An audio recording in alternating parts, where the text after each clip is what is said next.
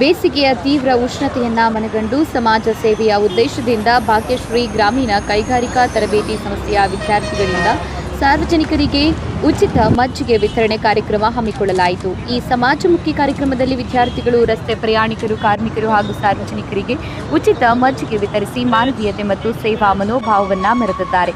ಬೇಸಿಗೆಯ ಬಿಸಿಲಿನಿಂದ ಬಳಲುತ್ತಿರುವ ಜನರಿಗೆ ತಂಪು ಪಾನೀಯ ನೀಡುವ ಮೂಲಕ ಆರೋಗ್ಯ ಜಾಗೃತಿಯನ್ನ ಮೂಡಿಸಿದ್ದಾರೆ. ಸಂಸ್ಥೆಯ ಆಡಳಿತ ಮಂಡಳಿ ಹಾಗೂ ಪ್ರಾಚಾರ್ಯರು ವಿದ್ಯಾರ್ಥಿಗಳ ಈ ಸೇವಾ ಕಾರ್ಯಕ್ರಮವನ್ನು ಶ್ಲಾಘಿಸಿದ್ದಾರೆ. ಇಂತಹ ಕಾರ್ಯಕ್ರಮಗಳು ಯುವ ಜನತೆಯಲ್ಲಿ ಸಾಮಾಜಿಕ ಜವಾಬ್ದಾರಿ ಮತ್ತು ಸೇವಾ ಮನೋಭಾವ ಬೆಳೆಸುತ್ತದೆ ಎಂದು ಅಭಿಪ್ರಾಯಪಟ್ಟಿದ್ದಾರೆ. ಕಾರ್ಯಕ್ರಮದಲ್ಲಿ ಸಂಸ್ಥೆಯ ಸಿಬ್ಬಂದಿ, ಶಿಕ್ಷಕರು ಹಾಗೂ ವಿದ್ಯಾರ್ಥಿಗಳು ಭಾಗವಹಿಸಿ ಯಶಸ್ವಿಗೊಳಿಸಿದ್ದಾರೆ.